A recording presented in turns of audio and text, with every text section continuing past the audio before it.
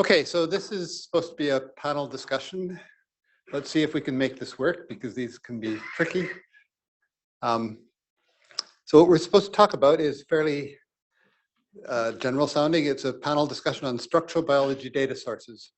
And since this is a meeting that is primarily about X-ray, well, about diffraction at least, I think we should probably concentrate a bit on that, but not be completely blind to other techniques. So what I thought I would do in a minute or two, I don't want to take too much time, is just to help to define the remit of this discussion.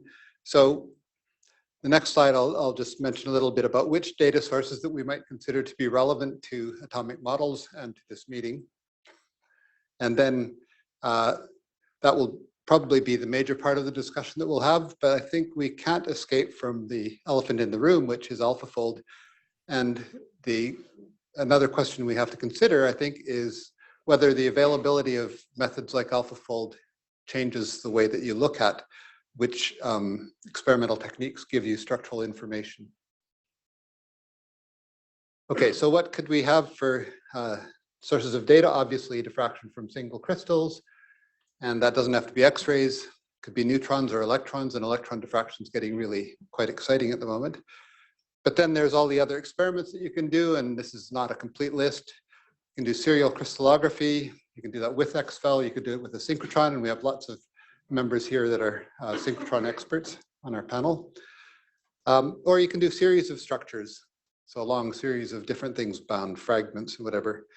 But it doesn't have to be Bragg diffraction. So I think Loes might be interested in the question of off-Bragg diffraction and what we can get from that.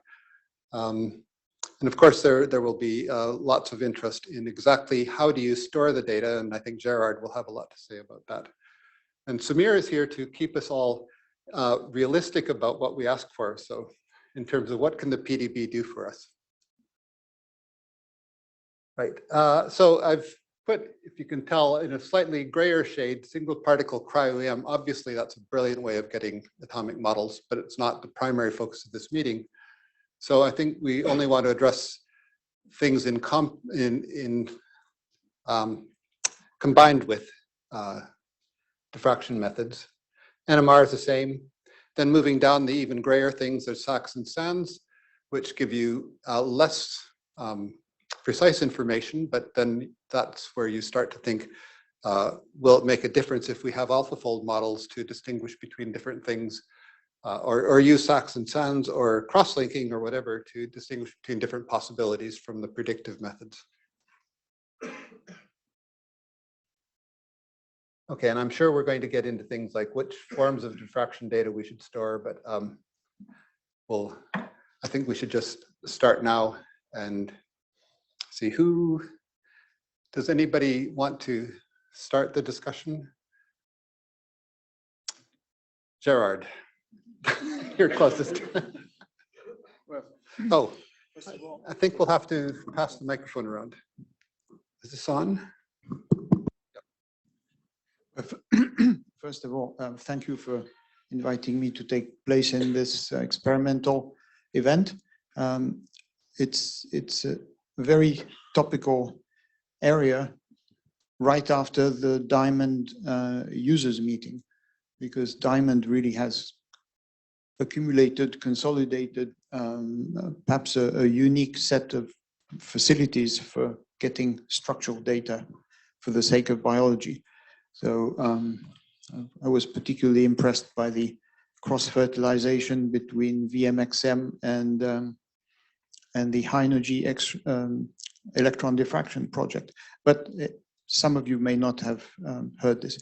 In any case, so we have all kinds of experiments and instrumentation to obtain structural information from a huge range of samples.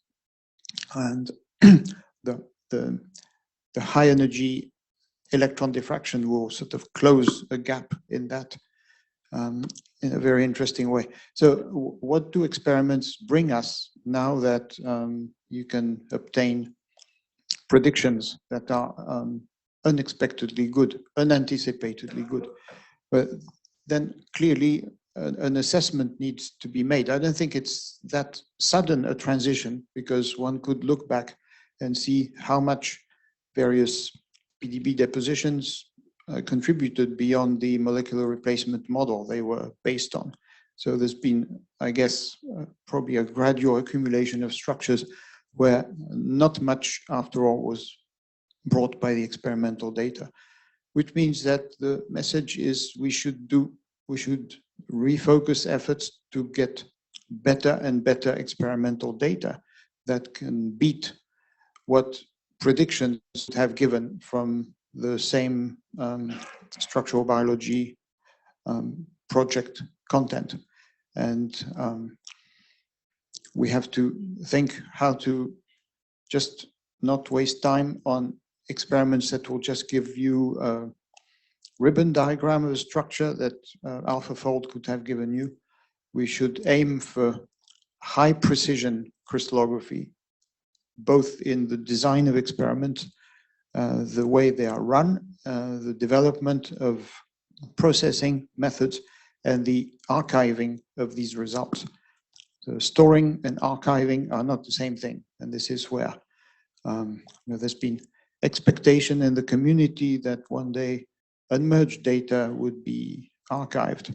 But that just doesn't happen spontaneously. It takes a deliberate commitment from people in the community to work with the PDB. We can't expect them to sort of answer like Father Christmas, a request sent in a postcard. So I can say more on these different topics, but I've already used quite a bit of time. But I will myself stick with just getting what one can get out of diffraction, instrumentation, experiment, and processing better and better. And the more we archive detailed data, the more we can improve the processing methods. And as you've noticed, as you break up a crystal into more and more smaller and smaller pieces to collect data from, then the precision of, or the accuracy of the results you will get, the final data, gets more and more dependent on estimation errors, on all the fudge factors you have to introduce to reconcile all these data. So they mostly will reside in partiality estimates from not knowing the mosaicity, the reflection profiles from single shots of different crystals. So here the processing and the improvement of processing and the opportunity of improving this from more and more deposited raw data will have an important role. Thank you. So does anybody in the audience have any questions or comments before I pick on somebody else? Okay, so we've heard from Gerard. Okay, I'll let Kristina go. Oh, go down the row. How boring. Okay, we'll let Kristina speak next. I would just briefly like to comment what Gerard said about data archiving and storing, and these are not the same things. I think it's known that it's only about 10% of the data that is collected on synchrotron facilities that is actually then really thoroughly analyzed and used. And that is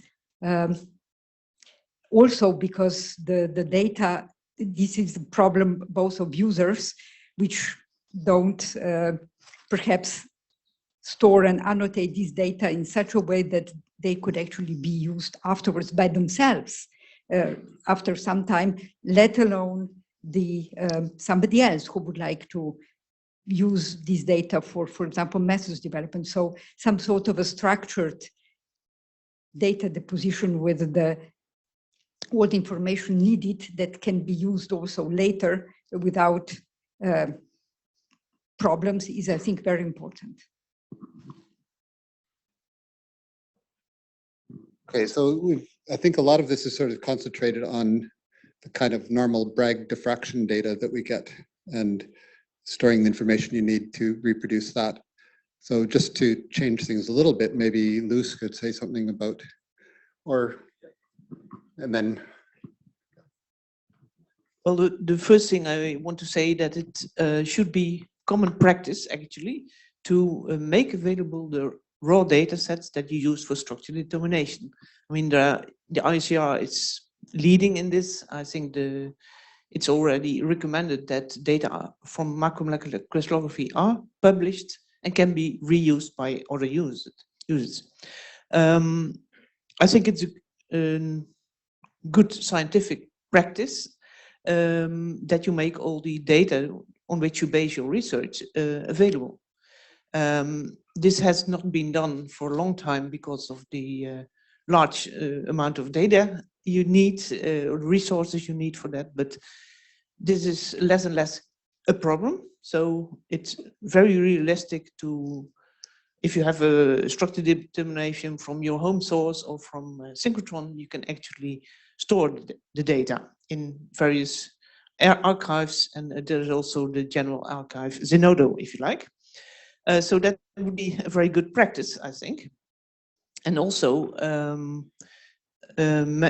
many data, if you look carefully in the data sets, contain additional information. Sometimes you can notice that there is pseudo-mirrorhidral twinning, so there are actually a second fragment in there.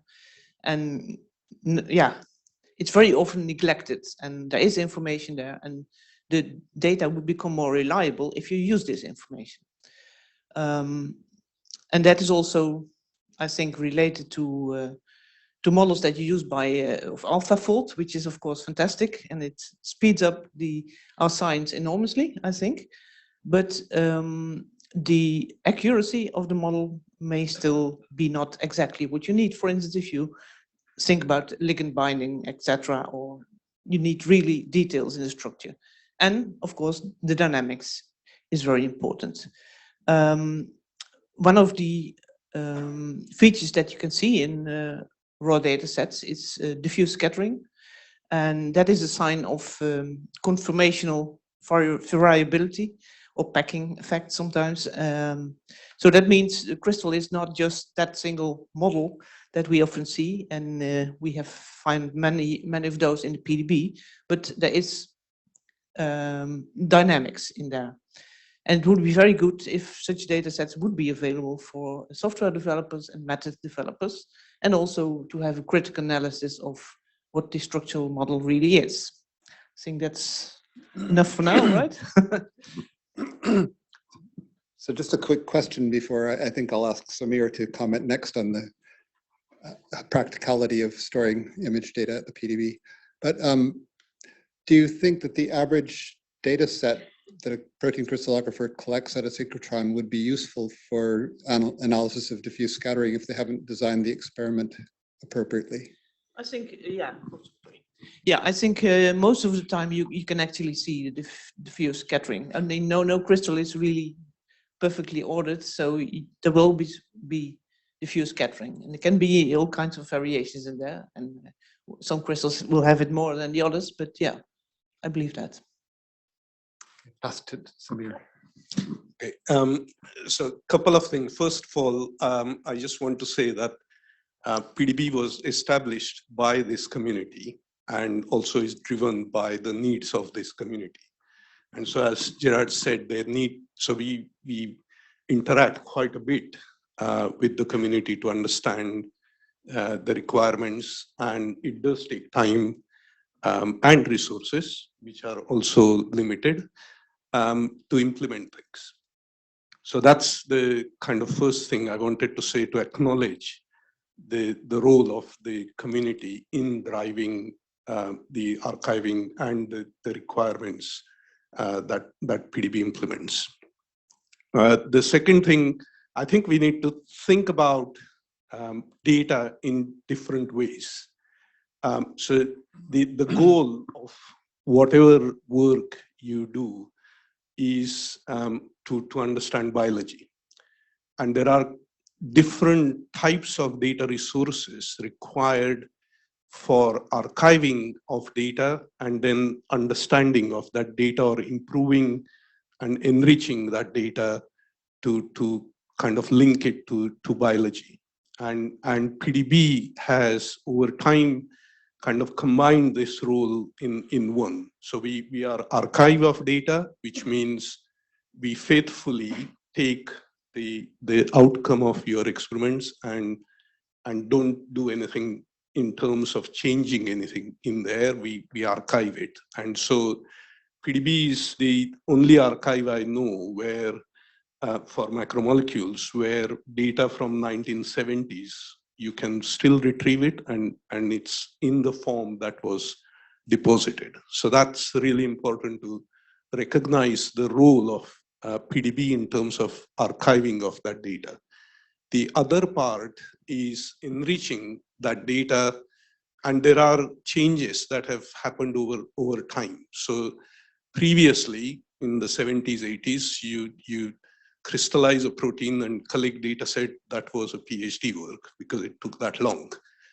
If you look now in any given publication, there are many structures that are solved to really address a biological problem. And what that means is compared to 70s, 80s, 90s, where one structure, one deposition was norm, and that's what PDB did. It's changing. We now get multiple structures, and we really need to start thinking about how are we going to kind of link all this information to tell the story, to tell what the research was about, and to tell the final biological understanding that was gained from that particular experiments or particular project. And so PDB has to also take these things into account, and we have started thinking about how are we going to address this, and there are already projects underway to do this. So I think it's important to understand that, first of all, the science is changing, and that means that the way we look at data archiving or enrichment of data needs to change as well. And so that's one thing maybe that can be discussed a bit more. The other thing that I think is important to understand as well is when we archive data, it needs to be done in a way that actually is useful, and this was mentioned, and there are different ways in which you can do that. But the most important aspect of it is it should be done by people who actually understand the data and are experts in that data. And obviously PDB over time has archived data from diffraction to begin with, and EM and NMR, et cetera, but we can't have the resources to actually archive data from all different experiment types. And so the other principle that is important here is federation of data archives. So there can be different archives, and they can be linked with each other in a way that kind of brings all the data together and tells the story, and is possible to understand what experiment was done. And in that context, for example, when synchrotrons were mentioned, synchrotrons have data, which is raw data, they archive that data, they keep it, and there are other types of data also available at all the synchrotron sites. And what PDB has done is a way to link to that data so that that doesn't have to necessarily come to PDB, but it's possible to know where that data exists. So you could give a DOI for Zenodo, or I would rather prefer that it goes to a data resource that archives it in a standardized way and with data standards that are applied, and give that DOI. And that means you then have a complete data set. So you have your raw data in a place where it is stored in a standardized way, and your results that are stored in the PDB. And you can link those. And there are other experiments that were mentioned, and we are working to make sure that we can link those as well. So I'll stop there for now, but there are other, I think, aspects that need to be thought through as well. Okay, I think Annalisa had something she wanted to say. Two very quick comments, because I have a very strong cold, so it's painful to speak. The first one is that I completely agree with Gerard and with Lucy on everything. But I think that what Gerard said is particularly important. I think now we have the possibilities to reach structural data that do not need to be even more accurate, because I think, sort of resolution is resolution, and but we really have to design the experiments in a way that is much more creative. So we've seen today the serial crystallography, the time-resolved crystallography. It's very important to design the experiments in a more creative way, using the current facilities that are completely new. The second comment links directly to what you were saying, that now we are, we've seen with Monse's talk how important integrative biology has become. And we also at ESRF, we had a retreat some months ago. And the key word that came out was that most scientists are not any longer happy to use 1 bin line. They want to use at least 2 or 3 bin lines. And then, of course, there are lots of other techniques that are not on bin lines. So our challenge now will be to find a way to have a larger accessibility of data in a way that is coherent and that is available and transparent to everybody. Thank you. Randy? Jim, did you want to say something? Was there a question? I was just, sorry. I was going to say there's quite a lot of comments going on Slack at the moment. I didn't know if Graham wanted to comment a bit on that. Yeah. Yeah, I can't do Slack and have a presentation at the same time. Yeah, sorry, there was actually more than one meeting happening. So Anna's very kindly sort of brought them together. Coming back to a point that Samir was making, I think it is completely unreasonable to expect the PDB to archive all our data. It is very expensive. Facilities should be doing that. Coming to the question of archiving it in a way which is, standards conformant and so forth, I think the only way we can realistically do that is to make sure that we capture it correctly, and then you do nothing to it and it gets put somewhere safe.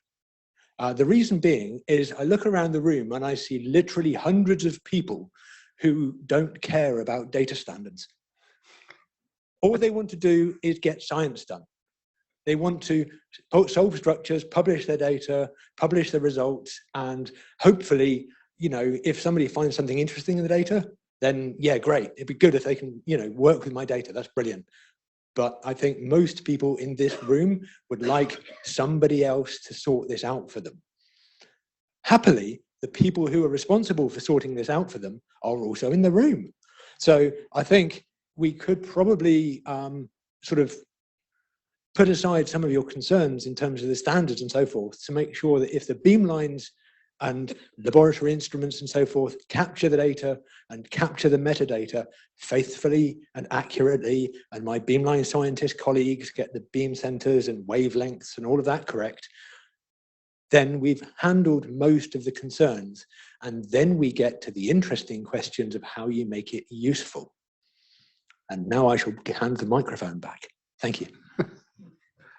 Okay, was there anything else on Slack that we should be hearing about? I think a lot of it was all linked in with what Graham was just saying. Okay. How about anybody? Oh yes, there's somebody who cares about data standards. No, so it's more an observation than anything else, is that increasingly now crystallography is being used as a tool to answer a specific scientific question about their protein. And you see these data sets, and as one of the people on the panel pointed out, people are publishing now with 10, 15, 20 data sets, and they're not going to spend the time going through these structures and refining them all perfectly round and so on. And you see this a lot where their specific part of interest is completely modeled correctly, but then other parts of the structure are not really modeled as well as they could be at all. And of course, then you get people inexperienced going into the PDB without access to data or knowledge on it and saying, oh, well, that's a crystal structure, that is how it is. When in fact, often it's not. And I think as crystallography moves to a tool, which is often used by not experts anymore, this is going to become an increasing problem, which I think illustrates the point of why we need to have the raw data accessible somewhere.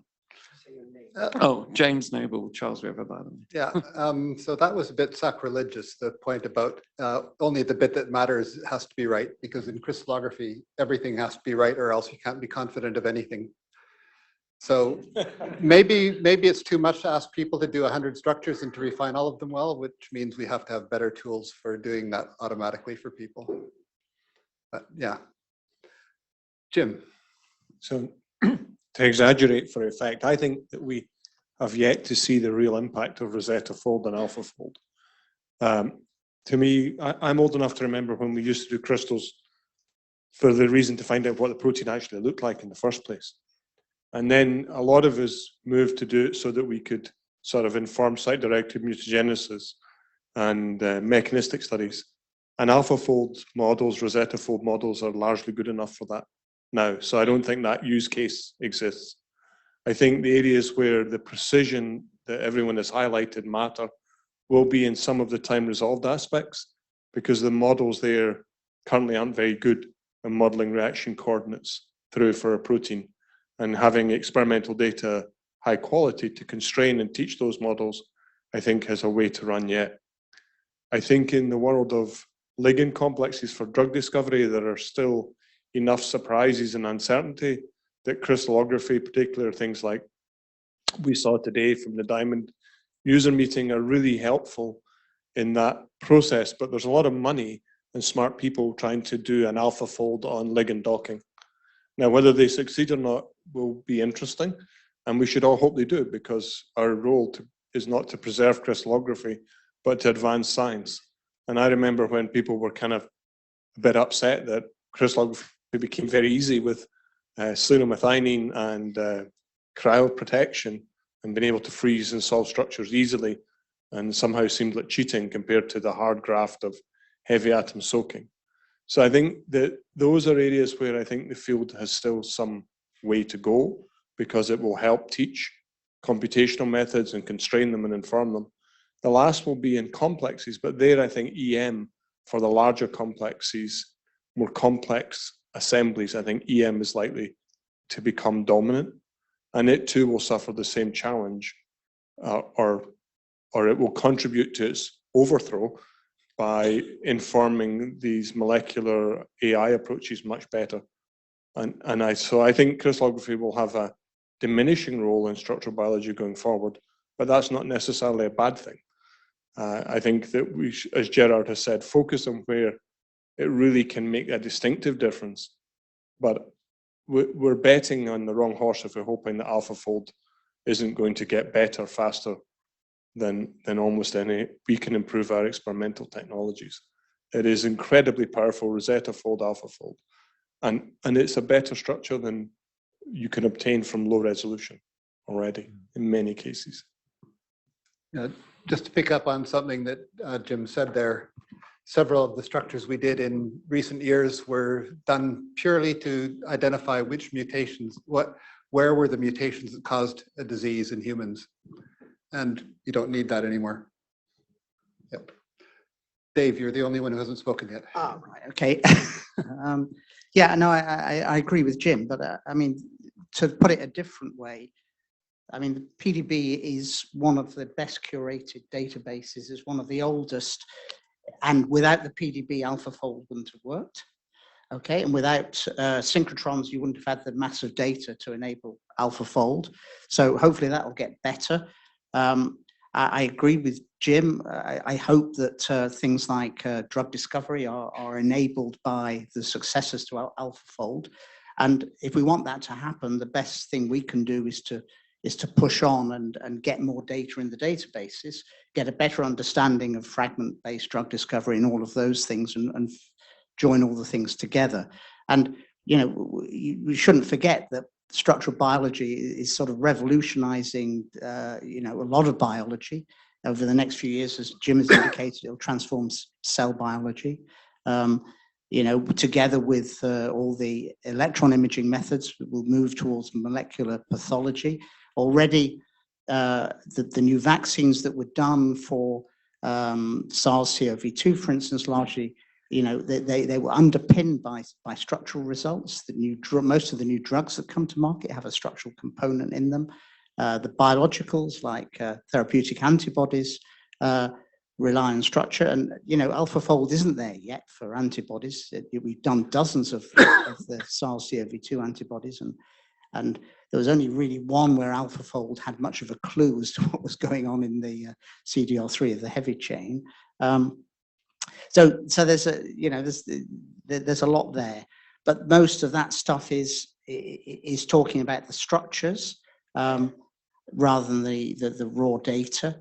In terms of the raw data, people have always seemed to shy away from saying that we can store the raw data, but if you've got Empire, which can store the cryo-EM data, and if we believe Richard Henderson that in a couple of years cryo-EM will outnumber crystallography, then why aren't we doing it for crystallography where the raw data are not so massive, to be honest?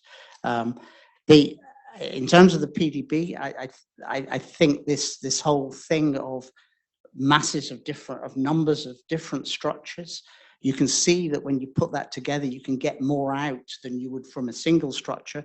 In a trivial almost example of that was the PANDA method for fragment-based drug discovery, where you can push the noise down, improve the signal to noise, and get more out by throwing lots of structures at the analysis. That's just a sort of tip of the iceberg of what you can do with this.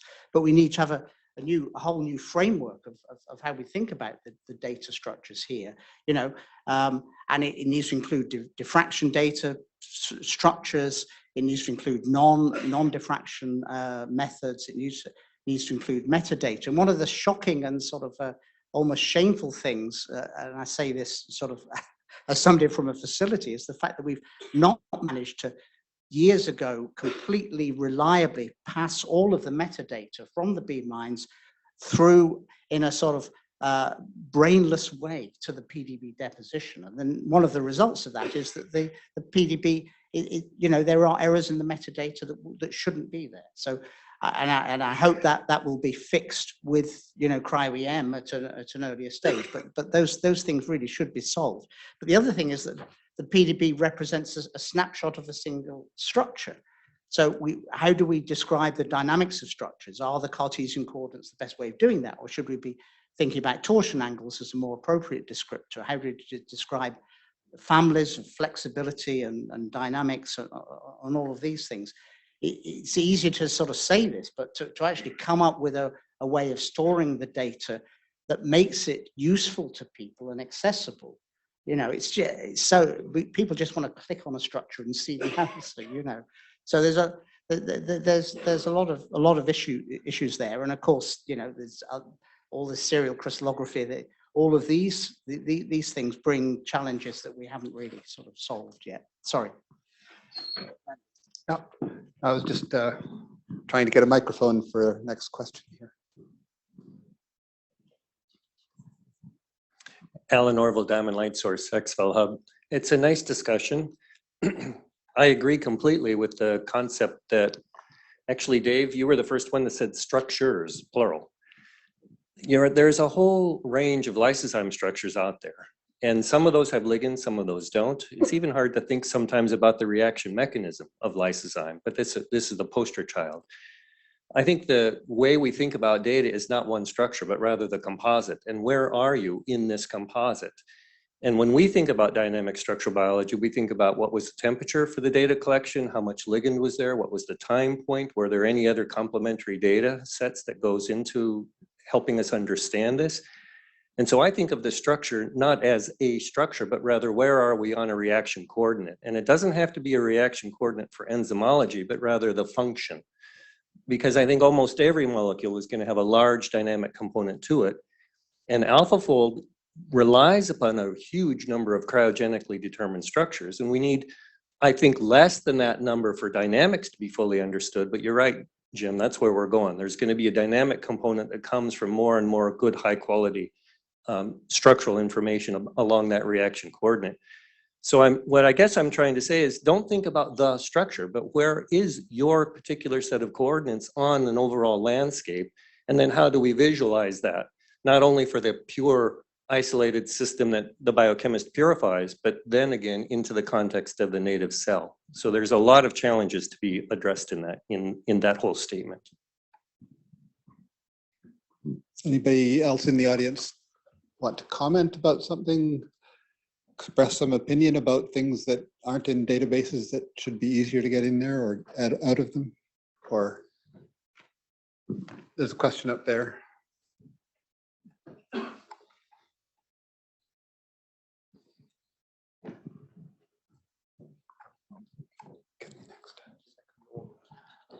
Yeah, Gustavo Lima from Astex Pharmaceuticals. I would like to comment on the raw data format, because it seems that we don't have a standard, and it doesn't look like the synchrons are pushing into that. Because if you look for a single light source, among the beam lines, you have maybe 5 beam lines, 5 different data formats.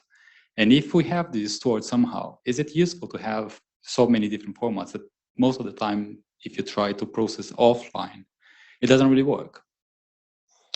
Okay, so Gerard wanted to make a meta opinion expressed here, and he's also a good person to talk about the way that all of these formats can be joined into another format. Okay, thank you, Randy. Yes, I just want to say that your point about the heterogeneity of raw data across different synchrotrons or beamlines is a real problem. However, there are much fewer processing programs than there are beamlines. And developers of these processing programs are trying to standardize the way in which they store intermediate results between the raw images and the final merged data that would be put into a deposition. And I think this is a really important effort. And there is a working group with the PDB that's been looking into this, how to extend the MMSIF dictionary to support deposition of unmerged data. And Clemens von Rijn will be giving a short talk on Friday about what you can find if you have access to unmerged data without going back to the images. And that would be much more standardized than the raw data that you find at beamlines at the moment. So I think it would be a useful intermediate to digest raw data into. Now, Graham facetiously raised the question of, once we've agreed on how to do that, how do we make it useful? I think we shouldn't forget a previous iteration of this process, which has been incredibly useful. It's been the deposition of structure factors. Before, you had no way of knowing what bit of checking whether a structure deposited by someone was correct, when there was only coordinates.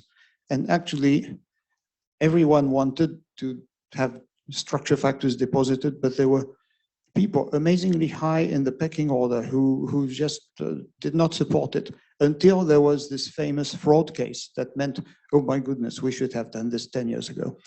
So deposition of structure factors has had the effect of making the improvement of refinement programs much, much faster and more robust and so on, to the extent that it was then necessary to introduce a revision mechanism into the PDB, because anyone with a new version of a refinement program downloading the deposited data could easily produce a better model.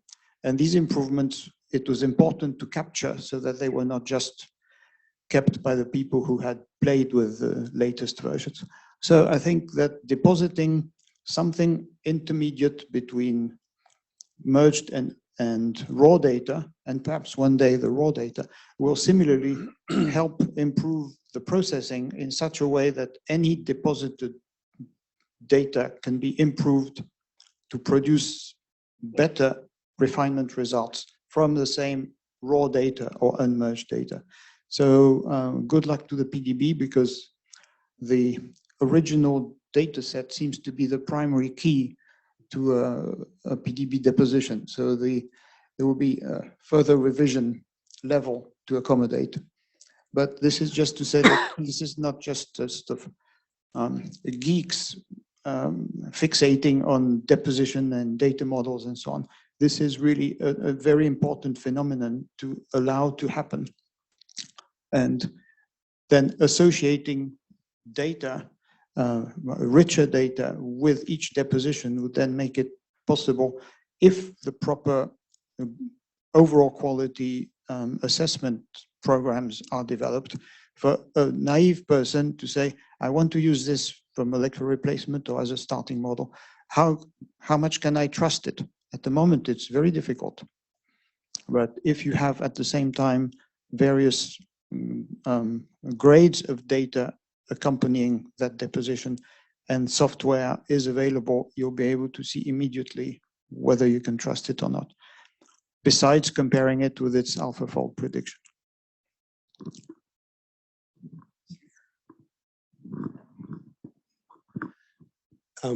So I just wanted to comment on one thing. So we have all these structures, and I think everybody here should remember that there are many, many more people who are not structural biologists who are using these structures. So 95%, even 99% probably % of PDB users are not structural biologists.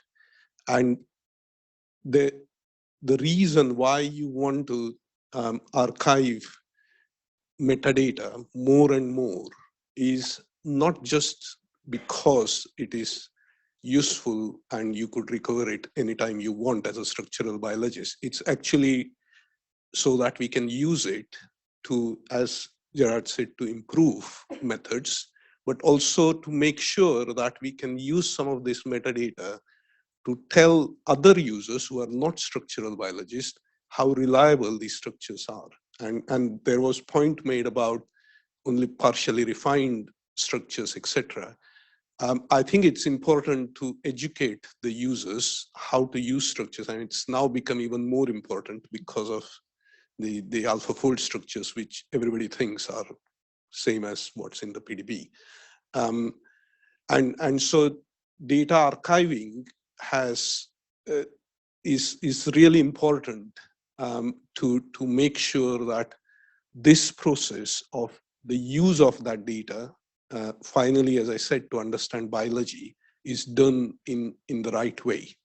And so we shouldn't forget that this is all used by many other people, and they base their experiments on these structures. And so, yes, it is important that we collect more and more metadata, but as I said, there are practical limitations as well. And the practical limitations don't come from disk size. The practical limitations come from people and developing software. And it's like CCP4 and Phoenix. They have limited resources as well.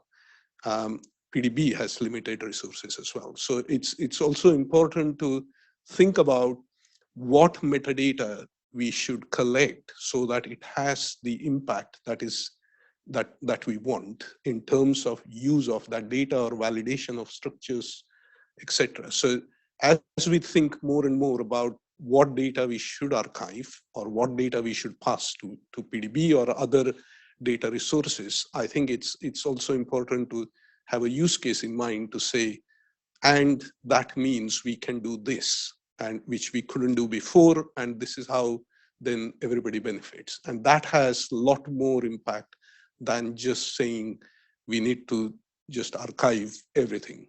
That is an ideal situation, but we don't have the resources to do that, and we haven't done it in the last 50 years. So I think it's important to think about what data should be archived as well. Okay, we're running close to the end of our time, but I think Jim and Kristina both had points they wanted to quickly raise. I'll be very quick. So something Alan said struck me about where you are in the time frame or reaction coordinate. And I think that is a big challenge for structural biology, but I think it's, if I give the example of you're born with a genetic disease and it takes 30 years for it to show up, because it's complicated to do with the cell homeostasis, the structure of the protein and the function. We have a really important part in understanding many of the diseases that afflict us today. So I think it's still a really important discipline, but I think we have to get better at linking it to other databases, connectome that are out there. And it's probably only going to be AI, because the human mind is struggling with it, to link across to these other databases so that we can really tie our structures into the cellular biological context as we go forward. I think that's a challenge for the community, in my view.